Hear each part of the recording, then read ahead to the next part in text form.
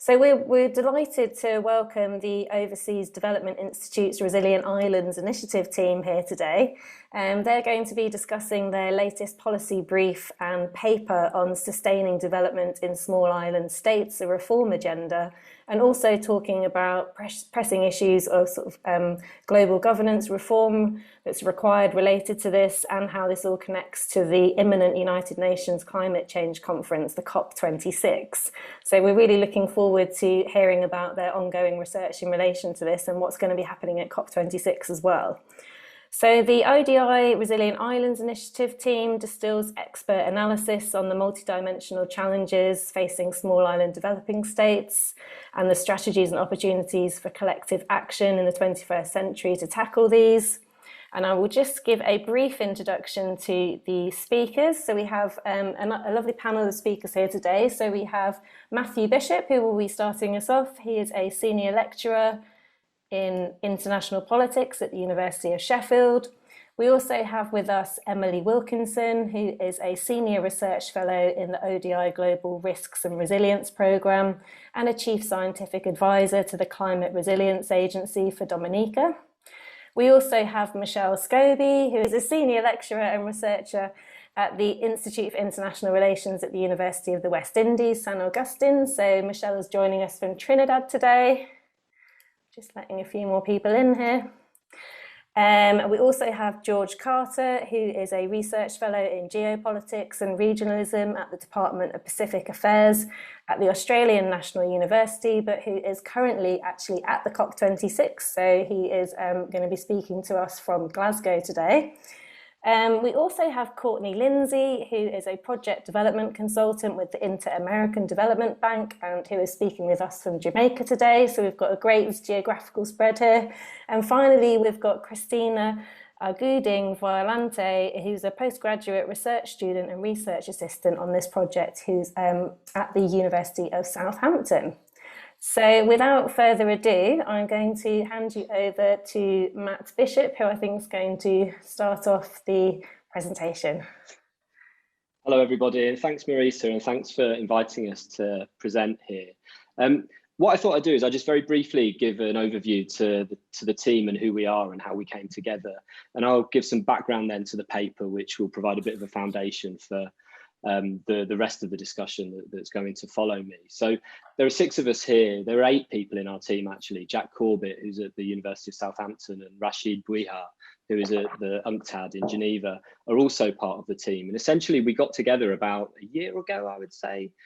Jack and I were asked by the Foreign Office to come up with a podcast sensitising their people internally to the special problems of small island developing states, which we did, and we conscripted everybody else in the team to be involved in that podcast in one way or another, kind of giving us little snippets of information and sound bites and so on. And it was really successful, and we all really enjoyed talking to each other, and we realized that we had quite a lot of stuff in common. And then over the past year, following on from that, we decided to write this big paper together, Sustaining Development in Small Island Developing States, which is going to be kind of the intellectual focus of today's conversation. We also produced a policy brief out of that as well. We've had a couple of grant bids that we've done together, and we've also just finished a paper for the British Academy on just transitions in small island developing states. And coming out of this, as Marisa suggested, we're in the process of establishing what we're calling now a Sustainable and Resilient Islands Initiative. But if you've got a better name for it, we're all ears, because we still can't quite decide exactly what we want to call it. So I'm going to talk very briefly about the kind of foundations of the paper. Courtney and Michelle are going to talk about some of the more substantive challenges that small islands face.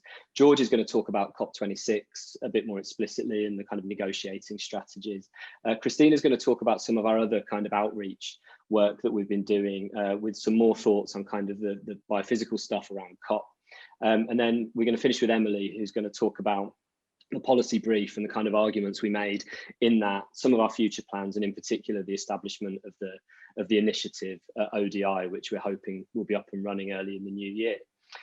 So the background to the working paper is essentially that we started thinking that the special problems that small island developing states face are about to get more special and harder. and the kind of things that they've done over the last 20 or 30 years are becoming more difficult, and the kind of development approaches they've essentially pursued for the last 20 or 30 years are not likely to be available to them in quite the same way going forward. So they've long pursued unconventional economic development strategies, often with great success. But the problem that all small island developing states face to a greater or lesser extent is very heightened exposure to exogenous shocks, which can be disproportionately more destructive than in larger states.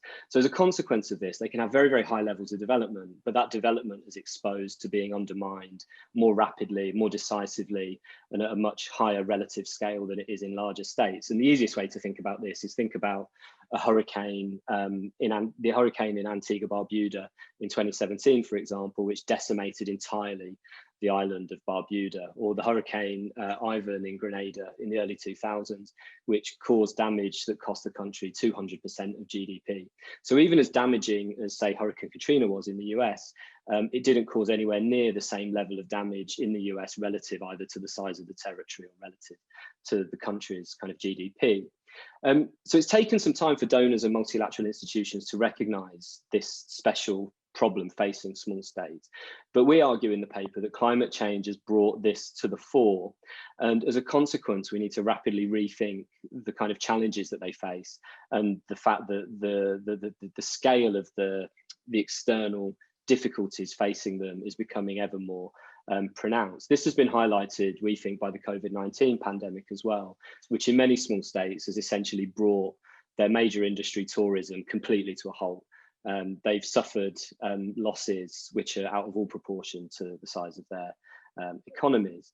And we argue in the paper that in order to solve this, a series of global governance forms are necessary in order to help provide better kinds of access to finance and so on that can put development in small island developing states on a more sustainable footing going forward. Sorry, somebody's there's a siren going off right outside my office window for some reason.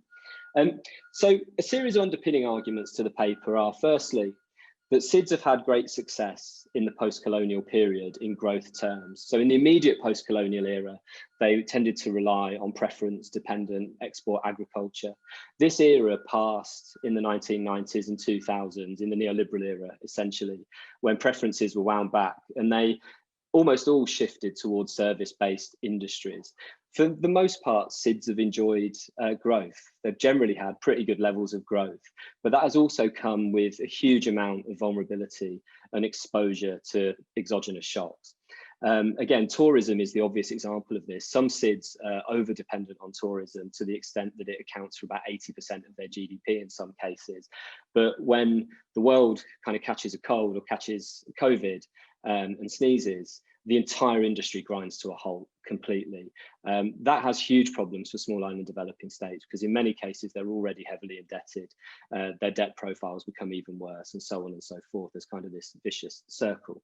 But the novel argument that we try to identify in the paper is that the development strategies that they've pursued during the neoliberal era, we call them the globalization niches, have relied overwhelmingly on a very permissive international environment. So although the international order has not always been kind to SIDS, it has been much more permissive than is often recognized. And we worry that there are three contextual shifts that are underway at present, which potentially undermine all of this and suggest that the two eras that they've experienced in the post-independence period, i.e. the preference-dependent period immediately after independence in many cases, and then the globalization niche era, that second era is now coming to an end, and three broader contextual shifts are occurring, which are potentially forcing us to rethink SIDS development.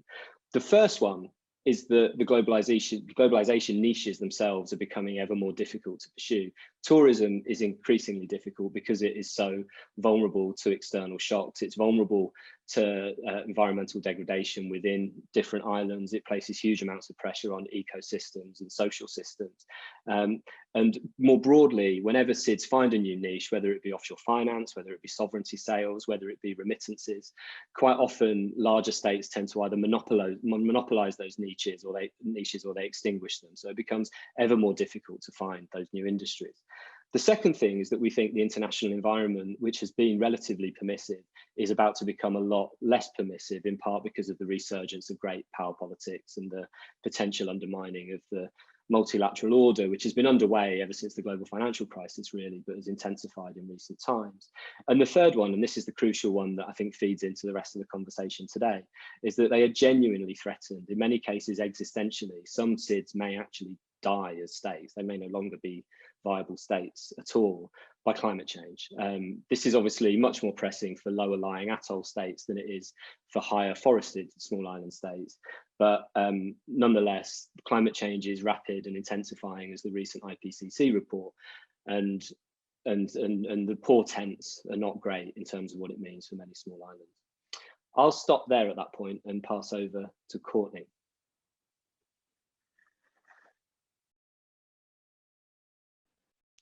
Hi, good morning. Thanks, Marissa. Thanks, Matt. And Matt touched on a lot of what I will be touching on in terms of the economic aspects of small island developing states. So this should be fairly quick. So as Matt said, you know, we've gone through different phases as SIDS. First, the great decolonization period from the 1960s to the 80s. Coming out of that, we were, you know, mainly agricultural exporters, bananas and sugar mainly.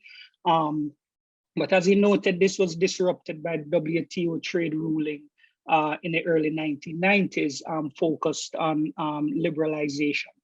And from then, most SIDS, especially the bigger ones with larger populations like Jamaica, they would have tried their hands in manufacturing. But their small sizes and structural constraints that accompany small sizing, and especially the remoteness of these islands, meant that they weren't price competitive. They didn't have the scale economy, and so they were engaged in small scale production that would rely a lot on trade preferences and trade carve-outs. And as mentioned, the WTO is hell-bent on you know, fair trade and total liberation. So a lot of these measures, carve-outs, were phased out, such as export subsidies. And of course, being forced to open their own economies meant that you know, this took away some of the protection from SIDS that they would need to develop their own viable production capacities. But for SIDS, all was not lost. You know, during this time, they had tourism. And so what they did was to really double down on this resources, because they have a competitive advantage in their beautiful white sand beaches. So as Matt said, this they came to over depend on this. So this disproportionately represented a very high percentage of their GDP, up to 80% in some countries, 62% in St. Kitts, over 50% in the Bahamas, 47% in Jamaica. So they were overly dependent on this, but as he said, they were innovative in terms of some of these countries also, you know, went into financial services, other even more niche areas such as sovereignty sales, gaming, gambling, etc. But these have been, these niche areas, they've progressively lost. The last one that we see that is dying is financial services from you know, unilateral measures from more powerful economies. The UK, for example, unilaterally blacklisting countries. The US, with the new Biden administration ruling for a global tax floor of 15%, will, you know, just basically prevent SIDS from moving into this sector and making it viable. So these countries are at a crossroad at this point. The fallout from the global pandemic, which came on the tail of the 2008 financial crisis, from which, you know, the countries had finally started to recover, you know, has decimated the tourism sector and really just put these countries in a very, very precarious position. So we've started to lose our beaches. You know, in some cases, entire beaches have disappeared. You know, in some beaches in Kingston, Helsha, for example, have totally disappeared. We've lost 80% of our coral reefs in the Caribbean. So things aren't looking very good for us in terms of a future in beach tourism. So the one sector that many of these countries mainly depend on is entirely threatened. You know, we're becoming even more food dependent. As very small countries, we are very open, and so we depend a lot on imports of food products. And we're seeing, you know, but this has always been substituted by local production. But long periods of droughts, and then, you know, 1 week's rainfall that you know, a year's rainfall happening in 2 days wipe out entire production and stuff like that really puts our food production at risk and make us even more import dependent. And of course, situations like COVID can really mess up the entire global trade logistics, which then puts us in an even more precarious situation. So small states are really in dire straits, for want of a better way to put this.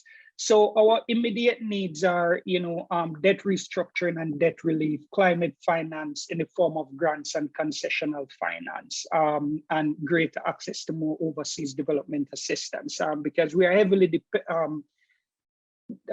heavily indebted.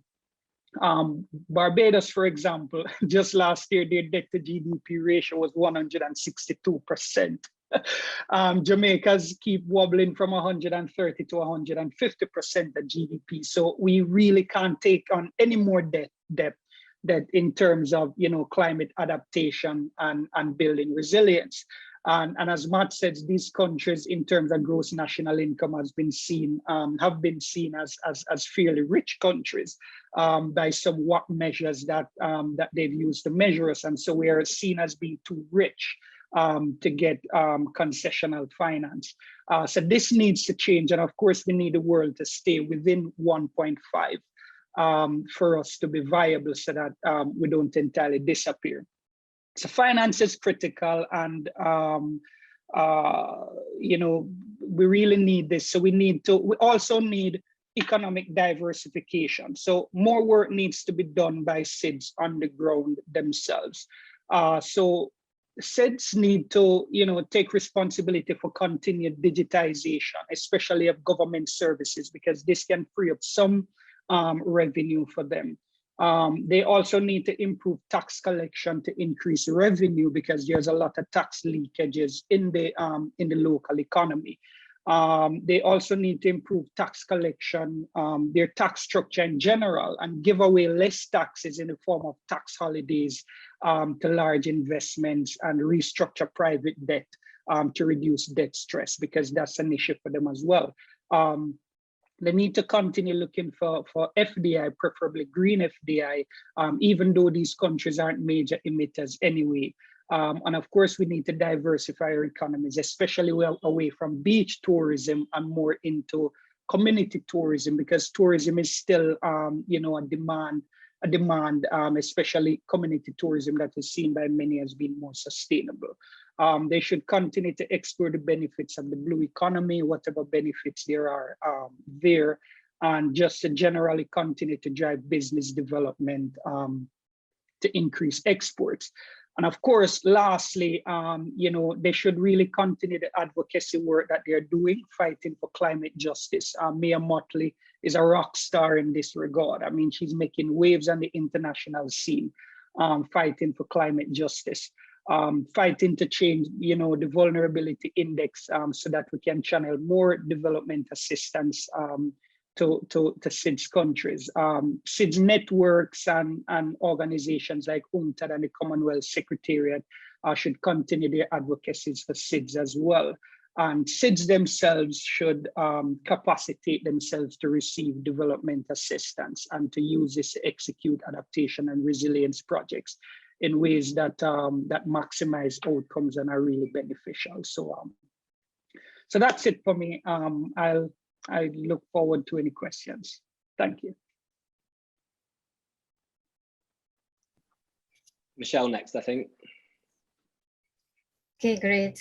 Thanks, Marissa, for inviting us to speak. And yes, we are a group of academics and practitioners that are very excited about supporting SIDS development. My hat today is sort of into governance of done most of my research on governance, environmental governance, particularly from the perspective of SIDS. So my colleagues before have spoken about the economic situation and the financial situation of the world and how SIDS fit into this. And I wanted to step back as we consider COP, the upcoming COP, and what that means for SIDS in terms of governance. And we can ask whether the entire structure and architecture of climate change governance is one that has supported SIDS development or not. And I think the quick answer to that is that it has not, and why? Because we can continue to work to build the structure or to recognize where perhaps there are problems in that structure. And I thought that we could examine this from three key areas. One is power, two, scale, and the third is justice. And when we look at the power relations within the climate architecture, climate negotiations, we see that SIDS continue to be, let's say, we have a voice, and it's amazing that we have the 1.5 aspirational, but some of the key issues for SIDS, for example, loss and damage, and even the question of compensation and liability are still items that are off the table. So we continue to face a global infrastructure and a global architecture that continues to sort of disempower SIDS, even though, as we said, we have a voice. So that leads to questions of justice as well, and we know the traditional concepts of the major emitters and those who are bearing the burdens of climate finance. But what are there steps or are there elements within the negotiations that we can look forward to that can address this front on? And often SIDS are sort of hesitant to raise these questions more directly because they are non-starters for discussions. But I think AOSIS has been doing quite a bit to keep justice issues at the fore, even though they have not as yet been able to be incorporated directly into the decisions of the COP. But I think it's important that we think about that. And the third one is scale. And scale comes with issues of norm penetration, and I can explain. There are a lot of norms in normative elements in the climate change discourse. And among them, of course, is the question of adaptation and mitigation. And even when we look at how climate finance is distributed, we see a strong emphasis on the importance, surely, on reducing climate change impacts and reducing the causes of climate change. What does that mean for SIDS? So you find many SIDS speaking about including mitigation steps in their NDCs, going green. What does that mean for SIDS? It often means employing very expensive technologies, clean energy technologies that quickly become obsolete. The cost in SIDS, the pressure in the Caribbean is for the governments to take the risk of these new technologies. What does that mean? That means incentives, that means tax holidays for companies that import these green technologies. And of course, we look good. We're using solar, we're using wind. Those risks are borne by taxpayers. The money for those that will be put into providing the private sector with these incentives could be used into providing social services for health, etc. But we are the global architectures force SIDS into adopting a series of norms. And the question is, are those the norms that really will be of benefit for SIDS? So in governance, no one doubts the goodwill of many of the development agencies. Often the structures for financing are not homegrown, don't understand the complexities and the difficulties that SIDS have in adopting and enforcing many of these global norms. And when we look, for example, at going back to the question of scale and the question of financing, many SIDS projects are often very small and are difficult to finance. They're also offered in silos based on the politics and the policies of global donations and finance. And what often happens, and a lot of my research has shown that in spite of the decades of support for adaptation and mitigation in SIDS, we're sometimes back at the beginning. And that's the problem of offering projects in silos over limited timeframes, when, as Matt mentioned, the governance challenges of SIDS require longer term timeframes for supporting more effective and more robust governance systems for climate, for example, but this also goes for all the other areas of SIDS. The bureaucracies that we have are not as transparent as they need to be. They're not as complete as they need to be, because we're talking about small states, small departments. You know, some years ago, the Department for Climate Change in one SID, I won't mention it, comprised of 2 persons. How do you compare that with the management that is required for climate change? The financing that comes in silos means that one department of government benefits while the other does not. And in SIDS, we really need to find ways where the departments can work together, and then the financing needs to take into account the very interesting and different nature of SIDS that needs financing not to be offered in silos. I don't know, for a health project here, for an infrastructure project there, for a communication project there. So that's a question of scale. Again, scale, power, finance. And that scale, power, finance things affects key areas of the SIDS economies. Energy, for example. Most SIDS are net energy importers. But not only is the cost of energy the problem, but the cost of energy globally is causing a problem for SIDS across the board, because everything that SIDS imports come from the sea. And we are going to increase the cost of shipping because carbon taxes are coming on shipping, for example. So we see sort of double impacts of climate change on SIDS: the direct impact from nature and from some of the extreme events that Matthew and Courtney were speaking about, and then the indirect impact on many of the economies through shipping, through the impact on tourism, etc. So power, scale, and justice, and the challenges that SIDS have to transition to the new normal of a climate world, and the impacts that those have on many of the areas and sectors of the economies that my colleagues have spoken about thus far. Thank you. Thank you very much, Matt, Michelle, and Courtney. Talafalava, everyone. Maori, as introduced, my name is George Carter. I'm a research fellow at the Australian National University, but I'm originally from Samoa of Kiribati and Tuvalu descent. Currently, I'm here at the Glasgow, supporting Pacific Island delegations, where there's a special organization called Secretariat Pacific Regional Environmental Program that supports technical negotiators support, but as well as support for political champions, which are the ministers from the Pacific, in terms of the negotiations for the next few weeks. Privileged to be a part of our group, bringing that sort of knowledge base and expertise from the Pacific, but also a different set of skills to the group, while we're all connected through work through SIDS, as well as similar in terms of the development. Some of us are, like myself, are in international relations, security, and diplomacy. And so a different set of discipline as well that we bring in. And so not only are we embedded within research centers of universities, but our skills are also across the board, which is also in the area of influence or politics, in terms of such as these practical work that we're doing in negotiator support.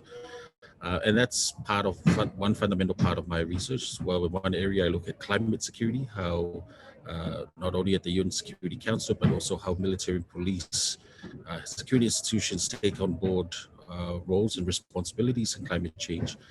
The other area I look into is negotiator support, how negotiators, leaders, or states from small island states influence multilateral global negotiations, the issues that they pursue and the strategies that they pursue. And of course, you may be aware, small island states through the Special Alliance of Small Island States, which was created in late 1980s, were instrumental with the support of the Commonwealth and other like-minded states in pursuing the issue of climate change as a global treaty, which then led into what we now have at the UFCCC and the global regime around climate change, which we have today. And so for more than 30 years, Pacific Island states, Caribbean states, states from Mediterranean Ocean, African Ocean countries, as well as South China Sea, around 54, 56, depending on the number of states that come to the meetings, have been pursuing this issue of climate change at the highest level through climate regime. They've been instrumental in pushing, what is seen as a strategy, a narrative of being the most vulnerable frontline states. But it's only a strategy so that the attention is on them, so that they can pursue what is right, not only for these islands, but for the environment. Very strong issues in the area of, currently in the area of loss and damage. Thinking about what happens beyond adaptation or maladaptations, especially island states that will lose not only territory, that will lose culture because of communities that will have to be displaced or migrate in the potential in the impacts of climate change, pursuing global climate ambition in the area of, moving to net zero carbon, not just by 2050, but by sooner, as much later, that we are able to reach that target of 1.5 that was pursued in Paris Agreement. So these are some of the positions that these countries, the small island states were pursuing, but most pertinently, the three key issues this year. One is to ensure that the Paris Rulebook is completed, but with environmental integrity, that the G20 are not creating rules around carbon markets and non-carbon markets that allow loopholes for them to double count their credits. So countries from SIDS are pursuing that, making that when these rules are negotiated, that they're at the utmost, that it keeps that environmental integrity and as well promoting sustainable development. Secondly is in the area of loss and damage. It needs to be addressed. It needs to be embedded. It needs to have action. It needs to have a facility to support countries, not only from SIDS, but around communities around the world where not only infrastructure, but also culture and economic losses will be part of, as we move forward and detrimental impacts of climate change continue here in, sorry, I lost my train of thought there. And of course, in terms of finance, that the $100 billion promise that was set is only the floor. It's pursuing those ambitious actions or promises on climate finance. But there's a smorgasbord of other issues that SIDS are pursuing, but those are sort of the key three main issues that we know will make or break the negotiations towards the end of the week, which negotiators are hoping to pursue. And happy to answer other further questions around what is happening and further strategies that the islands are employing during Q&A. Thank you.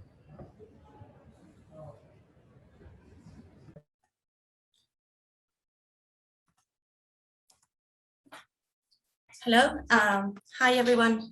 Thanks, George. My name is Cristina Ardin, and currently I'm a postgraduate student at the University of Southampton. And today I'm going to share with you my experience working with all the team here. And I think this might be relevant for some of you or some of the students present here in the seminar. And well, I will start by sharing a bit of the research I've done or how I started and what kind of research I started my collaboration with the team.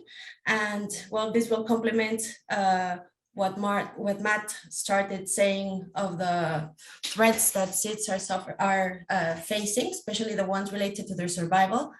And then I will share what are we doing now in the initiative and how we plan to document what's going on towards the COP26.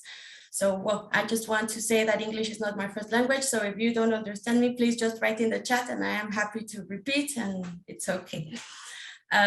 Well, I just, as I was saying, I am a PhD student at Southampton, and I started my collaboration with a team when I started working through the Public Policy Southampton Initiative, where I got the chance to meet Jack Corbett, a professor in Southampton who couldn't be here with us. And Jack and other group of researchers were interested in knowing what is going on with seeds, but specifically how sea level rise is affecting them. So I just want to start by saying, for those of you who are not familiar with the topic, that small island developing states are a group of 58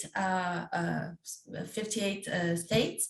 38 of them are part of the United Nations member states, and other 20 are non-UN member states. And this group of islands is so diverse and varied that some of these territories are not necessary islands. So it is a very diverse group that we have here that are exposed to different threats, environmental threats, economic threats, and well, as now you know, thanks to all the contributions of Michelle, Courtney, and all the team. And another point to make is that seeds are the least responsible for climate change, and yet they are the most affected.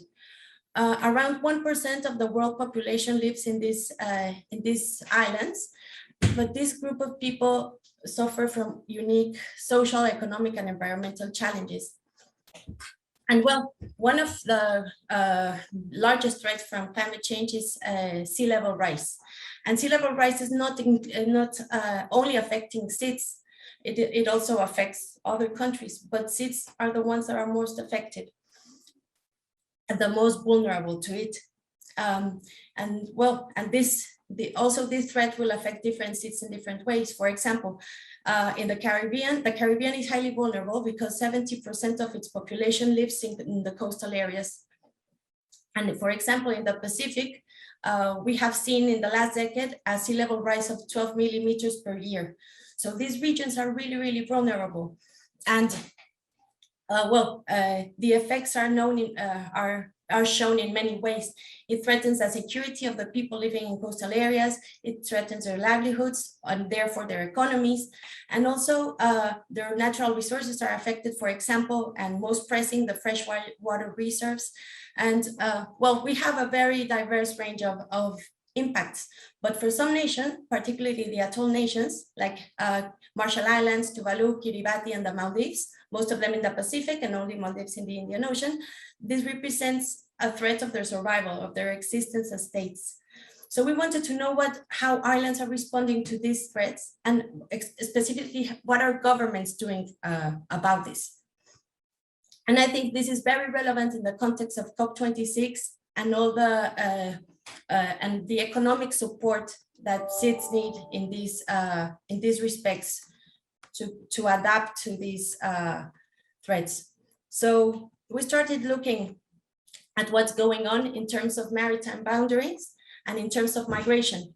Currently, many people in all these islands are now migrating to other places because where they live, there are no current conditions for them to subsist.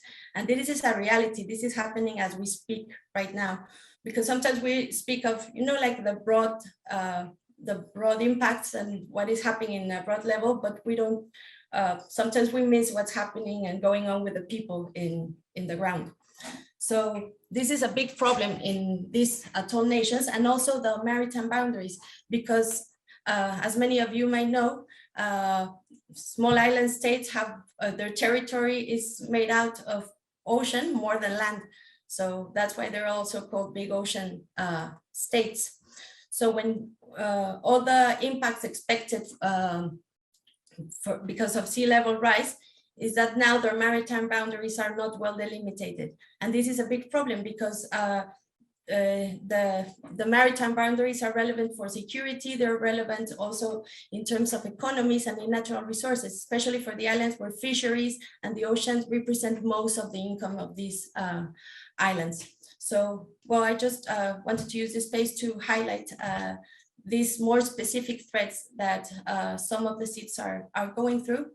And as Courtney said, just say that SIDS have been calling for attention to their vulnerability to climate change, and they have played a leading role in negotiations for the efforts to limit the global warming at the United Nations Framework Convention on Climate Change. So this year won't be an exception, and this is why these kind of discussions and talks are really relevant to bring attention on SIDS needs. So in terms of the initiative, I am collaborating with the team and trying to find ways to make this, to spread this message on SIDS. So we're trying to build up a video documenting the experience of Matt and all the team, all the work that they've been doing, emphasizing this very important link between research and policy, how research informs to find or to build better policies on these topics. So we've been working on this, and we hope that during COP26 we can have also the input of policymakers to have this no double inputs or double face of a problem, well documented, and well also as evidence or documentation of how this initiative started. I think that's all for me, and if someone has questions, I am happy to answer them in the chat or later. Thank you. Thanks, Cristina, and thanks, colleagues, and to Marissa for inviting us all. I'll just wrap up with a few comments and be fairly quick so that we have time for discussion. So I think in view of what's been discussed today, I think we can see that that now may be a very important moment for small island developing states, what we could call a critical juncture. There is no doubt increasing interest in the special situation of small island developing states through the climate change governance system negotiation process. There's probably more interest in small islands now from the UK looking for new trading partners post-Brexit, and many other geopolitical issues, particularly in the Pacific, which will mean that perhaps these small islands will get more attention going forward, and the sustainability issues will receive more consideration. But I think it's also a critical juncture, or a critical moment for SIDS researchers. And there is an opportunity to connect and to have more influence through the research, which is something that I want to just focus a little bit on and describe to you what this new initiative is going to do.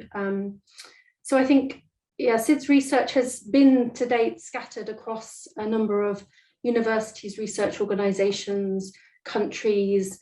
There are a few specialist units or groups of researchers focusing on these issues, and they're complex and multidimensional issues. So it's really, there is really a need to have kind of interdisciplinary groups working across the issues.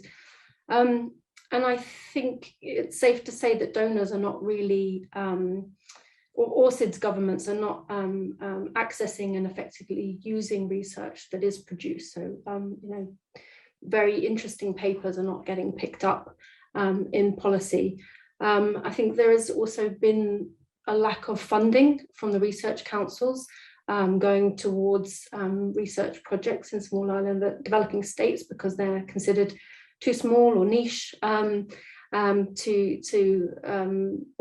findings, you know, may not be generalizable, and so there's been really a lack of, I think, substantial funding in recent years for small island developing states research, and so we have seen an uplift in demand from donors, from SIDS governments, from international organizations to set up a kind of a network or an entity that can bring this expertise together to help reframe problems, support policy development, advocacy, negotiating positions, as George has been speaking about, to unpack and reopen discussions around regional collaboration and integration, and to identify future trends, global trends that are going to affect small island developing states, and to help identify opportunities for new niches that can be exploited.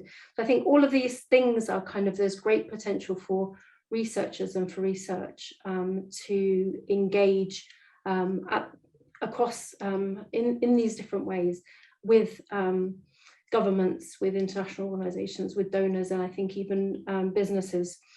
So the new Islands Initiative is going to be able to do these things by drawing on a very wide network of researchers, practitioners, policymakers. We'll have policy and research fellows based across the world, and a small team of co-directors, basically the people you've heard from today, and a few others, and a steering group of funding agencies and other experts, as well as a couple of high-profile special advisors from perhaps ambassadors and UN agencies to help promote the work of the initiative. We've started to do this kind of work. We ran a high-level policy roundtable in July, focusing on issues around access to concessional finance and debt relief, which brought together speakers from the World Bank, IMF, two heads of state from Antigua and Barbuda and Tuvalu, and we had a very intense discussion and open discussion about the opportunities and what's really required to help sustain development in small island developing states. It's the start of an important process.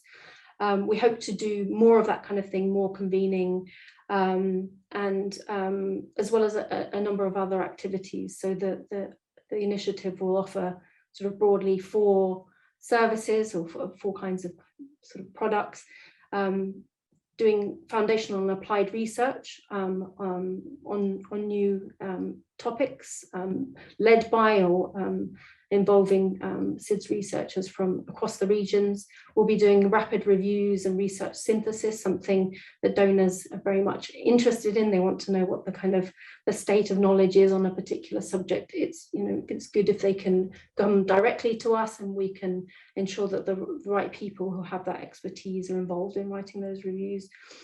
We'll organise policy labs to convene and facilitate discussion across sectors or across different policy arenas where issues are not being addressed because they're being discussed too narrowly. And we'll do a lot of dissemination and translation of research and run a blog series that will help articulate some of the views and research findings and commentary coming from researchers across our network. So that's just sort of a taste of some of the things to come, and I'd be very happy to follow up with any of you on the specifics of the activities that we're doing and the